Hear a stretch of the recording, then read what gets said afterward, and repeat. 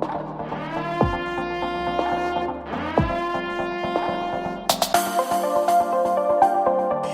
I'm Jeannette Sutton, And I'm Eddie Bertola. and we welcome you to another episode of The Alerting Authority. And as always, we encourage you to subscribe, follow, listen, and most importantly, participate in these podcasts. We want your questions, concerns, ideas, problems, pain points, and your success stories so we, as alerting authorities, can better do our jobs and make our communities safer. First off, let's take a second to talk about HQE Systems, a disabled veteran-owned company that's redefining how alerts and life safety notifications get done. HQE delivers full-service alert origination software and specializes in smart and modern solutions that will fix the real headaches in notification workflows. Whether it's outdoor warning sirens, indoor alerts, or mass electronic notifications, HQE ties everything together through a single, easy-to-manage software platform. Fewer systems mean less friction and more confidence when it matters most. So thank you to HQE. I am so excited about who we have joining us today. I can't believe you I got her, by the way. I am. well, She said yes. she did say yes. And a huge shout out to my friend and colleague, Dan Alexander, who is presently hiking in Patagonia. And I met him when he was the UASI coordinator in Milwaukee, Wisconsin, back when I was a graduate student. And he was a grad student too. But I am so appreciative that he said, I have connections. He reached out on our behalf. So if there are students who listen to this podcast, and I continually tell you, you should be using your LinkedIn connections, like seriously, use your LinkedIn connections, build your network, because knowing people makes a huge difference. Okay, back to our guest. Our guest today is Deanne Criswell. She was confirmed by the Senate on April 22nd, 2021, as the administrator of the Federal Emergency Management Agency, the first and the only woman who has served in this capacity. Prior to this role, she served as Commissioner of New York City Emergency Management from 2019 to 2021, where she oversaw the city's preparedness, response, recovery, and public information efforts. While there, she managed responses to extreme heat, major fires, significant power outages, and coordinated the response to the COVID-19 pandemic. Earlier in her career, she served within she served with FEMA as a leader of a National Incident Management Assistance Team and as a federal coordinating officer, directing federal disaster response and recovery efforts across multiple states. She has also led emergency management initiatives in Aurora, Colorado, and supported transitional housing and reunification efforts for evacuees following Hurricane Katrina. And she's served for 21 years in the Colorado Air National Guard. That included overseas deployments, advising on fire protection and emergency operations. And really, her career reflects decades of experience in public service, emergency management, and national security leadership. And I am just so excited to hear from her today about how her experience as the FEMA administrator informs our thinking about alerts and warnings. So, Deanne, welcome. So I'm excited to talk to Deanne because one of the things that we talked about a little bit in her bio, she was the FEMA administrator. I am an alerting authority still. I was over in California. And I would pride myself as saying, wow, I've sent messages to tens of millions of people. I was probably one of the people who sent it to more than anyone in the United States, except our guest, for sure. Not only has she sent it to more, but I mean, completely blew me out of the water. So a little known fact for alerting authorities out there is that our guest, Deanne, has sent it to the entire United States. So back in 2023, the nation held its last national test of the IPAWS system. And correct me if I'm wrong, you were the one that actually pushed the button. Is that right? That was me, Eddie. It was my privilege to be able to say, okay, let's alert. And I mean, for those that have sent it to 100 people or 1,000, even up to 1,000,000, there is an element of I don't want to say fear necessarily all the time, but apprehension, or you want to make sure it's going well. So, what was it like to hit the button when you knew it was going to the entire nation? Well, I think even though it was a test, there's still a level of nervousness, right? That I am about to send a message to every cell phone across the United States, right? That's just it can be an overwhelming feeling. And then, there are some cases of tests that have gone bad or alerts that have gone bad. And so you're like, okay, what am I sending? Let's make sure I know. And so the team did a really good job of explaining the whole system to me ahead of time, walking through the message that was going to go out, and then how they track it. And so it gave me a lot of confidence in the people as well as the technology about what was going to go out, how it was going to go out. But right when we were getting ready, all eyes were on me in that room, and I hit that button and sent that message to the entire United States. See, that's awesome. Now, you talked about a team. I like to call them out when I can, because within FEMA, there's a division of IPAWS, the Integrated Public Alert Mhm. and Warning System. Was that the team that you were referring to that was Yeah. helping you prepare?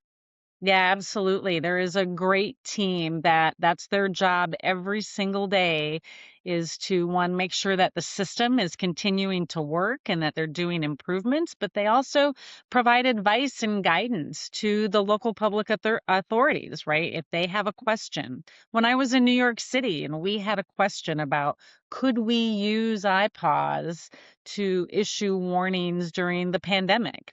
And my team in New York at the time would reach out to that group of IPAWS professionals, and get their guidance and get their advice. Or if there's a warning that they want to send out and they're having difficulty, or there's a technology issue, right? They can reach out to the IPAWS team.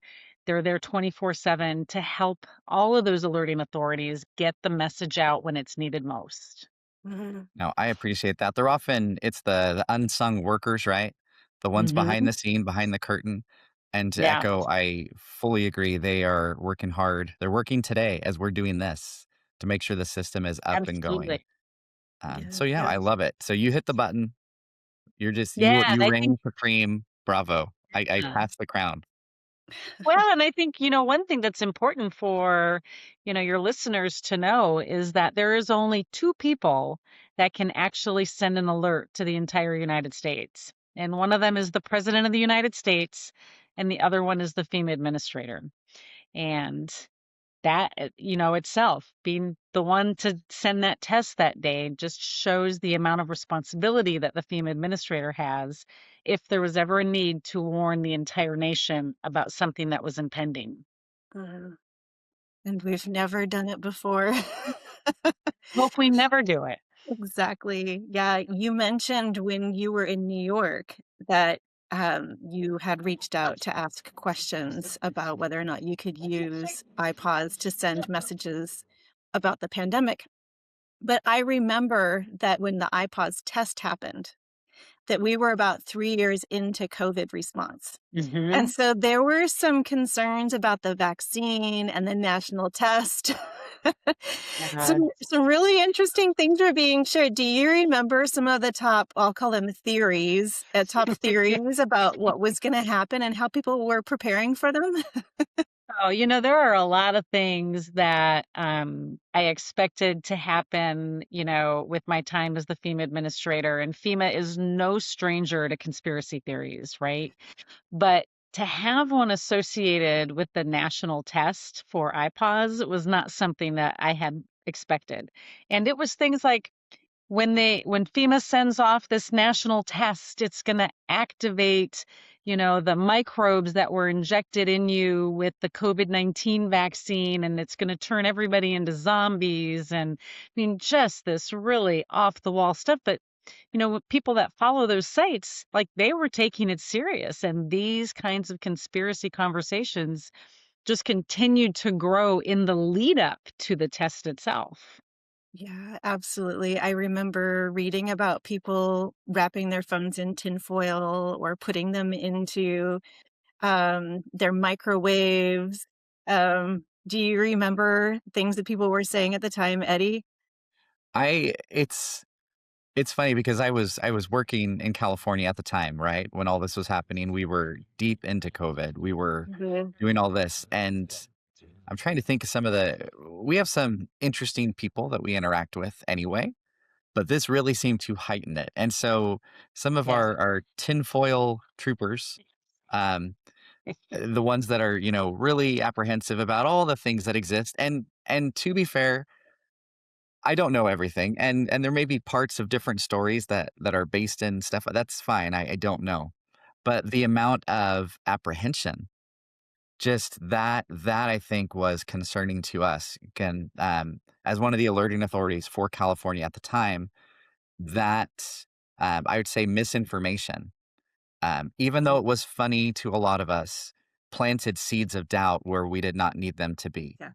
And like I said, it's funny now, like looking back, but it really leads to serious questions about, I would say, misinformation or even disinformation, even something that's far fetched or something that's based in truth, but really takes us a different path.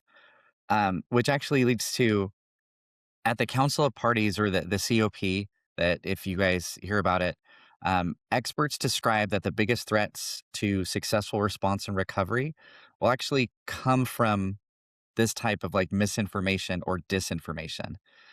You've been involved in a lot of recoveries, emergencies, responses, and it's not even just as the FEMA administrator. I mean, we're talking New York. That's not a small, or I say non-complex. It's very complex environment. Can you talk about some of the responses that you responded to or helped with, where you saw not only the misinformation, but you helped kind of combat it? Like, what's your experience with it? Yeah, well, misinformation is certainly becoming a new challenge that emergency managers are going to have to face. And you mentioned the Council of Parties. I think it's important to note that that is a climate conference. And so you're at a climate conference, global climate conference, and they're saying one of the number one concerns that you have to worry about is misinformation, right? We're talking about, you know, CO2 emissions, and we're talking about climate change, and we're talking about increased severity of disasters and repetitive flooding. Yet they highlight one significant threat is this threat of misinformation. And as I said earlier, FEMA's no stranger to conspiracy theories. There's been long-standing, websites out there and people out there talking about FEMA camps and the armed youth and taking over our cities, right? So that's nothing new. What is new is the ease of spread of that information. And the other part that's new is the influence of foreign actors into that. And so during my time as the administrator, I saw all of that, right? We saw, just the basic conspiracy theories that we saw through the test itself. But we also saw in some of the responses, like the East Palestine, Ohio train derailment, we saw foreign influence come into social media and start spreading false information with their sole purpose of trying to create distrust in the government. We saw the same thing happen in Maui, right? Where foreign actors were putting information out there on social media to try to deliberately create mistrust in the government. And at a time when you're trying to figure out the best way to get to people to help them understand what it is they need, what they're eligible for, they don't know who to trust. And then when it comes to um, them getting a WIA over their phone, right? Or they're seeing something come over the television, if you have these influencers that are creating distrust, then you see these messages and now you wonder, are they going to believe them? Are they going to take the action that we need them to take to protect themselves and to protect their family? So this level of misinformation is something that I think that we have been fairly reactive to in the past, but as it continues to get worse, it's going to have to become a more proactive approach for emergency managers. And that Mhm. was never more clear than what we saw after Hurricane Helene and Milton that hit the East Coast, starting from Florida, coming up through all of those Appalachia states, and having some of the hardest impacts in North Carolina. I mean, it got so bad during that response that there was a time where we had what we thought was a fairly credible threat that I had to pull all my staff out of the field in order to make sure that it wasn't real, or if it was real, that we subdued that threat so our personnel could go out there and be safe. But we also had, local officials that are saying, this isn't who our community is. We want FEMA, we want the federal government in here to help our people. And, you know, these are communities that would normally lean very red. But disasters don't discriminate between political parties. And so we have to have a nonpartisan approach. But this spread of misinformation is starting to add a political division into our ability to respond to communities. And it's increasing in ways that we've never seen before. And so, for emergency managers out there, we have to be proactive, and it really relates to, the public alerts and warnings of how are you making sure that they're going to trust the message that you're giving. And as you see information that's not true coming out there, do you have a plan to reach out to trusted leaders in those communities to help them get to the right information to the people who need it the most? Yeah. And as we talk about foreign actors, I just want to clarify, for those that have worked in this space, it's not necessarily that you're going to see, a name of somebody from a different country who is saying, "Hey, I don't really belong in your community, but I'm going to tell you what to think." These are often individuals who will pretend to be others. And Yeah. it's really they are trying to get into your community groups and everything else to present you with information that isn't credible or isn't correct. Again, just to lead you a different path. So I want you to understand, as emergency managers, as alerting authorities, it is so important to try and control the narrative as much as possible, provide credible, actionable information. And that's where we talk about wording matters, words matter, what you say does. And in the absence of you providing that narrative, people are going to search for Mhm. part of the story. They want to know. I'm an addict for information. I am. I'm addicted to it. I like to read it. I want to get more. And Do if you get I'm caught not up in the getting it, doom right? scrolling? Do you get What? caught up in doom scrolling, Eddie? Yeah. I have a problem. But Yeah. admitting it's the first step. Um, Yes. you know? Yeah.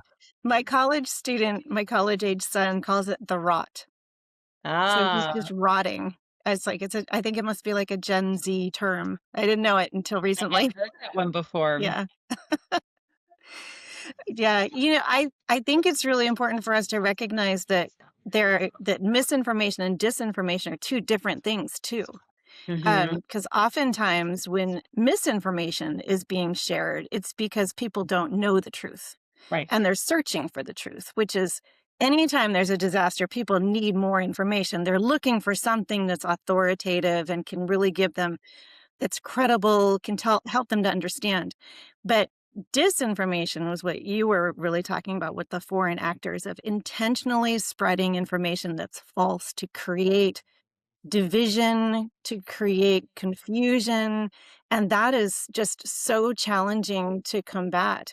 Yeah. Whereas misinformation, I think, is actually a little bit easier, because there's if you are part of that conversation before an event and have developed those trusted relationships and create that information pathway, like it paves the way for continuing to put out accurate information that reduces the rumoring of that's just incorrect information, you know? Yeah. And I think at the same time, it can go both ways, right? I think sometimes you will see an instance, and this is what I think we saw in North Carolina. You see a bit of misinformation that comes out there, right? So somebody put something out there misinformed and it is inaccurate. But it's not just foreign actors, it's domestic actors. And what we saw there was domestic groups then that took that information to deliberately try to discredit the government Oh, good. and then create additional angst and mistrust in the government. And so now you had something that was, you know, quick to the gun to say something that they didn't have all the facts, that then was picked up on by other groups and elaborated on, built upon, kind of like the game of of phone tag, right? The story is very different at the end, and that's what we saw. The story was very different at the end than the first piece of information that was misinterpreted, and it can create real challenges. And this is why, as emergency managers, one, to get ahead of it, I think, as you were saying, Jeanette, is we really need to know who are our trusted voices in our communities. It's not just leaders, it's not just your county executives or your mayors or your city managers. It can be your pastors, it can be the head of the PTA, it can be the superintendent in a school. Those kinds of respected individuals within your community that are trusted, the fire chief, right? These are trusted people within your community. For emergency managers, getting to know them, building those relationships, and when you need to help get accurate information out, relying on those networks that you have built ahead of time to help share real information that is going to really help people in their recovery process. Mhm. Yeah, so your partners in the community become part of your alert and warning strategy. Yeah, I mean, we often talk about, leaders in the community, but leaders doesn't necessarily mean the title of leader, right? It's so many different people. And depending on the size of your community, that can vary and the location of your community. But making those relationships and having, those conversations about how to share information is now more important than it's ever been, having those conversations ahead of time. Mhm. Yeah, yeah, building that trust and maintaining the trust is a real challenge, but there are strategies to do it. Yeah. Yeah, yeah. So, if we could shift a question to really your time as the administrator, and I guess we're talking back and forth, but the about your time where you were, but specifically, you had a strategic plan that you helped write and that shared your values and everything else. But a part of it, I would say, got a lot of feedback. Is that an Yeah. appropriate term when we talk about equity? A Because I lot mean, of feedback can be criticism. good, right? We like feedback, but you were challenged on this topic a lot. Yeah. And I think part of it is it could be, I'd say, misinformation of, "Oh, well, equity, what do you actually mean? This is what she may mean." And Yeah. so I'd love, because I've heard you speak in front of Congress, right? For different hearings in front of committees. And I've actually heard you in other places too talk about this, but I would love to kind of give you the opportunity to again talk about why equity was so important to you and why it fits so much in disaster preparedness, like response, recovery.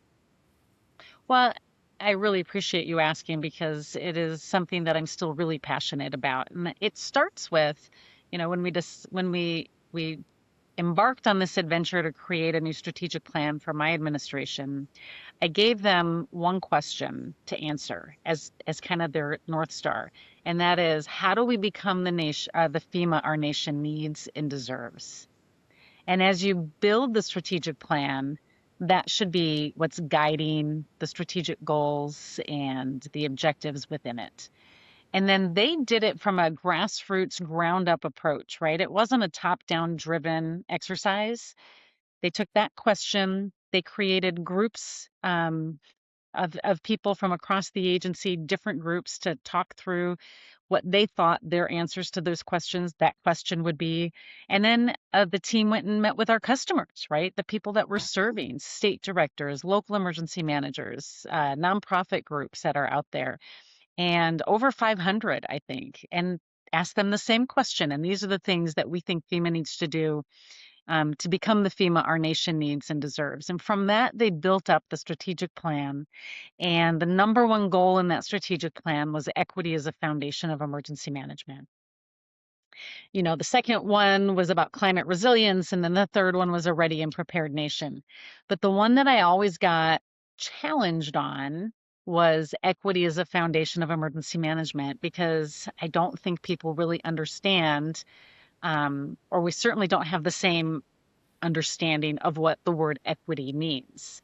And so one of the things that they would challenge me on is, well, shouldn't your number one goal be responding to disasters? And I would always give the same answer. No, my mission is to respond to disasters. My mission is to help people before, during, and after disasters. How I do that is what I put in my strategic plan. And how I do that, for me, what was important was to do it with equity as a lens. And to me, what that means is understanding that everybody's needs after a disaster, or even before a disaster, are different, independent, and unique to them. And when you come in with one size fits all approaches to delivering programs, people get left behind. There were so many people that had sent me studies about how after a disaster, FEMA's programs were unintentionally broadening the wealth gap within communities, right? Those that had means were able to get more, and those that didn't have means were really being challenged and stuck in the system. You know, we have a lot of inspector general audits, and rightly so, because FEMA spends a lot of the taxpayer dollar. But every audit would create a new policy that would tighten the guardrails and make things more black and white. And to me, the more black and white you try to make a program, the more the people that really need it will not be able to access it because they're not going to meet the societal norms of being able to fit within those black and white guardrails. And so to me, I wanted everybody to take a step back and understand that if we put people first in the way we're trying to drive our program delivery, then we're going to make sure that those who need our help get the help that they need and they deserve. Thus, answering the question, how do we become the FEMA that the nation needs and deserves? Well, and for those that don't know, the FEMA administrator, again, is not a cabinet level position. Mm-mm. However, there's a lot of responsibility. And as she said, a lot of money that flows through FEMA that goes to local states and municipalities. One thing that I've learned from personal experience and actually talking to some other FEMA administrators too is, and I would say this is a misinformation type thing, is you guys don't just sit in some ivory tower and manage all these pots of money and things. You're out there when disasters happen. And do you have an experience? And this is kind of, I know I'm straying a little bit, but when you've been out on the field, like, because from my experience watching you and seeing you, you were always on the go. Well, for me, it was important to be in the field after a disaster so I could see firsthand what the impacts to the community are. Because I will get reports all day, dashboards, great dashboards that have great information and a lot of data. But behind every data point is a person. Behind every data point is a story. And so you can't really understand what their lived experience is by looking at dashboards. You have to go out into the field, talk to the people that were impacted to truly understand what the overarching recovery needs are going to be, more than just dots on a paper, more than just numbers on a paper. And for me, it helped me make the recommendations to the president for what he needed to do, whether to approve a declaration or not approve a declaration, or to give him valuable information if he were going to go visit a community afterwards about this is what the community needs, this is where they're suffering, this is how it's personal to them. And then being able to come back to headquarters, because there are still staff at headquarters that are working on this project, and make sure that they were moving programs forward with the lens of people first, right? That I had experienced firsthand. And I would always take people from headquarters with me, would always take them on the ground. It wouldn't have just been me, with people that work in headquarters delivering programs so they could also see firsthand. And I think for every one of them, some would go a lot and they had always gone. It was part of how they operated, but some had never really gone.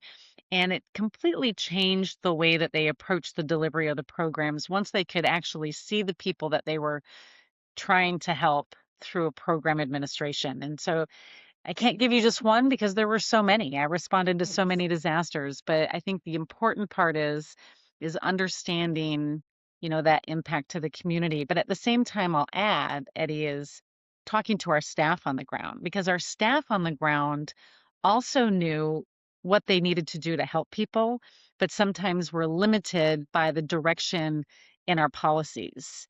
And so we were able to work with them to me asking them, how would you do this different? And they would explain it to me. And we made several policy changes based on the feedback from people on the ground on what they knew they could do to help people get that assistance that they were eligible for and that they deserved. Mhm. It's just so responsive to the community needs, and it feels refreshing right now. Yeah. Um, I would like to hear a little bit more about this people first approach and all of the different needs that people have in relation to alerts and warnings. Like, how can we make alerts and warnings more equitable so that all populations have access to the information that they need? Well, I think one of the biggest things, Jeanette, first off, is language, right? There are so Yeah. many different languages that are spoken. And so being able to provide alerts and warnings directly to targeted communities in a way that they'll understand them in their native tongue is going to make a big difference. Or if you can't translate it, can you put a link in there that they can click on? And then that way they can go to something that's in their language. So I think languages is a big one, especially because we also have so many people from around the world coming here, right? And so, we want to be able to make sure that they get information if they happen to be in an area that is under a threat of some type of natural disaster or some kind of other event, right? And so that I think is the first one. I think the next one is also understanding that not everybody, although it's hard to believe anymore, has a cell phone. Almost everybody has a cell phone, but not everybody, right? And so, knowing your community and knowing how you're going to get information out in a variety of ways to be able to reach those that are the most vulnerable is important. You can't rely on just one method to reach everybody. You have to have multiple avenues of trying to reach people, and doing it in ways where they're going to connect. I mean, I can give you an example of in Maui after the wildfires. There was a lot of, as I talked about, misinformation. And so it created a lot of distrust. And so we ended up having one of our Native Hawaiian employees do a quick Instagram or Facebook kind of video PSA, public service announcement, and just spread it through her social media pages to get out into the community that she knew that they would listen to, right? And so it got information from a trusted source out there. And so using those kinds of tools, or, after one of the hurricanes, I think it was in Louisiana, I'm forgetting, it was early on, we had a large community. I can't even remember the population now, but it was a large population of people from another country, and we created a specific public service announcement for that community, and it ended up getting more links on the FEMA website than any other video out there. And so knowing your community and being able to directly reach them, again, you can't have one size fits all approaches. You have to be able to be adaptable and agile enough to target and reach communities that need information so they can get the help that they need, especially when it comes to alert and warning, so they can get out of harm's way or keep themselves safe when it's needed most. Yeah, it's difficult when we are utilizing WIA as the primary way to alert everyone because WIA is limited to English and Spanish alone. Mhm. I think about my class has been talking a lot about World Cup and FIFA and all of the people who are coming in from all over the world for those events that are spread across the United States, and that just feels like an overwhelming task to even think about not only all the languages that are coming to these cities, but also the threats that Yeah. we may not be aware of. They're very there are crowd behaviors that happen in relation to football events in other countries that we don't normally see in the United States. And thinking about all of that combined, it that goes to a question of equity too, even for people who have got the money to travel to the United States and watch a football game. Yeah, I mean, I can give you an example. Shortly after I left my position as the FEMA administrator, I went and walked the Camino de Santiago in Spain, right? So the Mhm. 500-mile Camino across Spain. And on the second to the last day, I don't know if you remember reading this in the news, the entire country lost power. And so here I am. One, I have a cell phone, but I don't think my US cell phone receives any alerts from any Spanish entity that's coming out. But then because the power outage, there was no cell reception because the cell towers had no power. And so here I am in a foreign country walking everything I own on my back, trying to figure out how to get to my next point of pause for the day.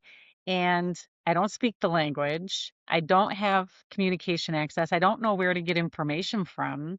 And so I relied on just going up and talking to people and very broken Spanish, trying to figure out exactly what was going on when, throughout the day, then we learned that it was a countrywide power outage, right? And so we have to think about the fact that we have so many visitors from other places to the United States when these warnings go off, and how do we account for them in our planning to Mhm. make sure that they have a way to get information?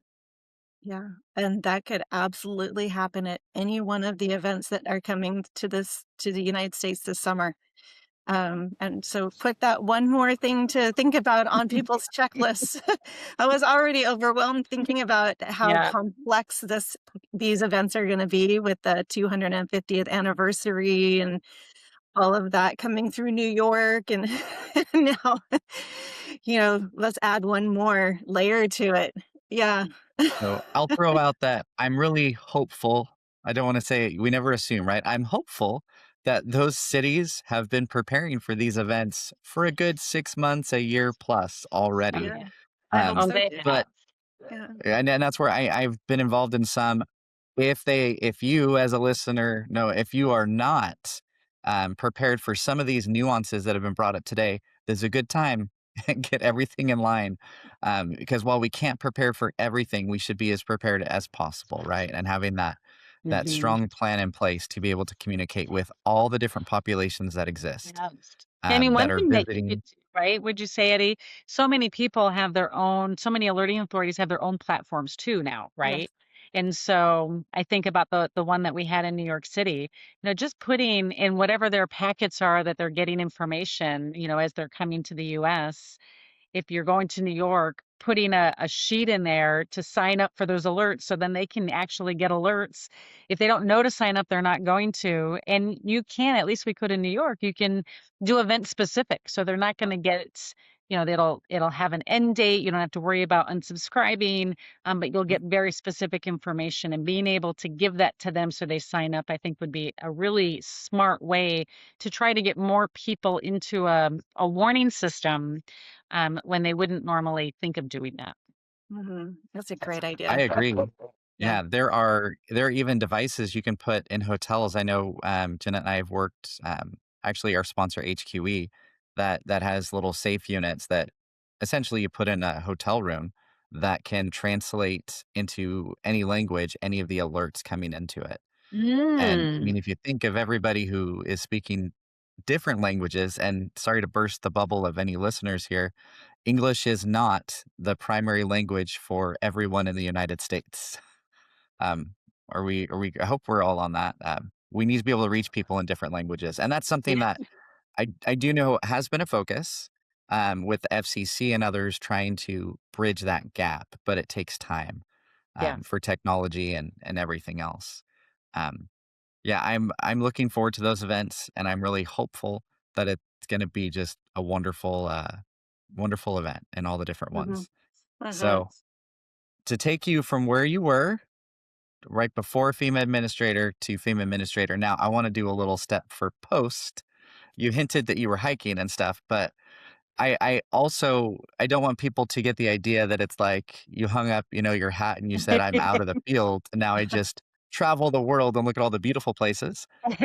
Like Northwest Arkansas, where I live, you could come down and hike around a little bit. But what's next for you?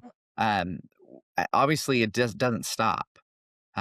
But what are you doing to kind of stay in the field and continue to help people? Well, I am still so passionate about our field, right? I have been an emergency manager for the majority of my professional career, public safety, almost all of my professional career.